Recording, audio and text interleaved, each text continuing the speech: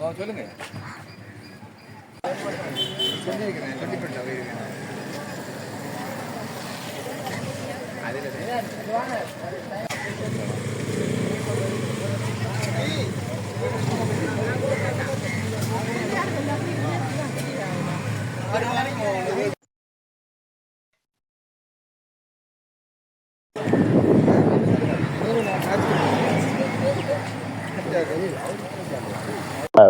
ஆறு கடக்க மட்டும்தான் அண்ணன் தம்பி என்று ஒன்று சொல்லுவாங்க. அங்கே ஒரு பழமொழி இருக்குது. வேலை முடிஞ்சா வேலைக்கு புறத்தி என்று சொல்லுவாங்க.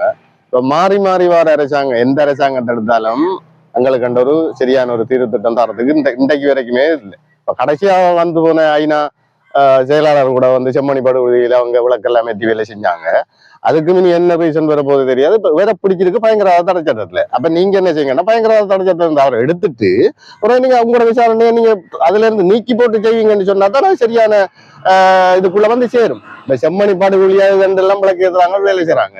அப்ப அதுக்கே வந்து இத்தனை அரசியல்வாதிகள் போய் பார்த்தாங்க. அவங்களுக்கு கூட அடிவுழு திரட்டி அடிக்கிறாங்க. அப்ப தேவைப்படுறாங்களை மட்டும் வைத்திருக்கீங்க. அதுக்குதான் நான் நேரத்தோட சொன்னேன். வேலை முடியும் மட்டும்தான் நமக்கு வேணும். அதுக்கப்புறம் நீ யாரோ நான் யாரோ ஆறு கிடக்க மாட்டோம் நான் நம்பி எந்த அரசாங்கம் வந்தாலும் அவங்களுக்கு அது சரியன்னு ஜனாதிபதி எடுத்துக்கொள்ளுங்க. யாரு மஹிந்த ராஜபக்சே யுத்தத்தை முடிச்சாருன்னோடனே அப்படியே டெய்யோ அப்படியே என்ன கடவுள் கும்பிட்டானு. இப்ப அவரை பார்த்தா அவரை காண கிடைக்குது. இப்படி மாறி ரணில் ஐயா போடி எல்லாம் இல்ல தாக்குனாரு. கொரோனா தொண்டுக்குள்ள எவ்வளவு பிரச்சனைகள் வந்தது. அதே மாதிரி எங்கிற சந்திராந்தன் ஐயா வச்சு எல்லாரும் நல்லா செஞ்சாங்க. இப்ப எஞ்சி ஓட்டு கடைசி நேரத்துல என்ன நடக்குதுன்னு சொன்னா பயங்கரவாத தடை சட்டத்துல கைது செஞ்சு இப்படி எல்லாம் நடக்குது. அப்ப நாங்க எங்கட பொதுமக்கள் சார்பாக கேட்கிற விஷயம் பயங்கரவாத தடை சட்டத்தில இருந்து அவரை இழந்துட்டு திரும்பவும் கூட நீதியான விசாரணைக்குள்ள நீங்க கொண்டு வாங்க. அதுல நாங்க கட்டாயமா பிள்ளை செஞ்ச ஆக்கள் தான் முழு பெரும் பிள்ளைகள் ஒருத்தருமே இருக்கு இல்ல. அதனால அந்த பயங்கரவாத தடை சட்டத்தை நீக்கி போட்டு நீங்க அந்த விசாரணையை மேற்கொள்ளணும் பண்றான்னு எங்கட தாழ்மையான கோரிக்கை. அனைவருக்கும் வணக்கம்.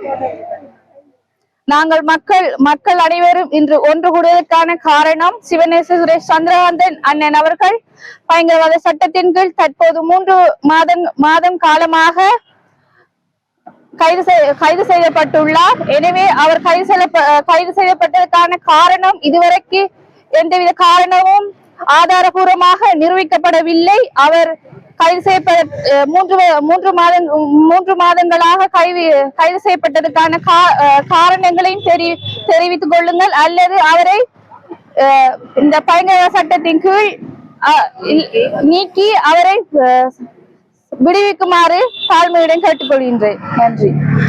வணக்கம். எமது தமிழ் மக்கள் விடுதலை புலிகள் கட்சியின் தலைவரான சிவநேச சந்திரகாந்தன் அவர்கள் இப்போது பயங்கரவாத தடை சட்டத்தின் கீழ் கைது செய்யப்பட்டு சிறைச்சாலையில் உள்ளார். பயங்கரவாத தடை சட்டத்தை அவரின் மீது இருந்து நீக்கி அவரை முற்றாக விடுதலை செய்து தர வேண்டும் என்பது எங்களது கோரிக்கையாகும். அதற்காகவே நாங்கள் இந்த இடத்தில் ஒன்றிணைந்துள்ளோம். எங்கள் கிராமத்திற்கும் மட்டுமல்ல, எங்களோட கிராமத்தை தாண்டியும் வெளியிடத்திற்கும் அவரால் இயன்ற அளவு அபிவிருத்திகள் நிறைய செய்திருக்கிறார். அவர் வெளியில் இருந்தால் தான் எங்களுக்கு இன்னும் பெரிய உதவியாக இருக்கும் எங்களோட கிராமத்திற்கு. பகுதியில் ஒரே நாடு ஒரே சட்டம் என்றார்கள். அந்த வகையில் பயங்கரவாத தடை சட்டம் என்பது இப்போது நாட்டு மக்களுக்கு ஒரு அத்தியாவசியமான விடயமாக இருக்கின்றது.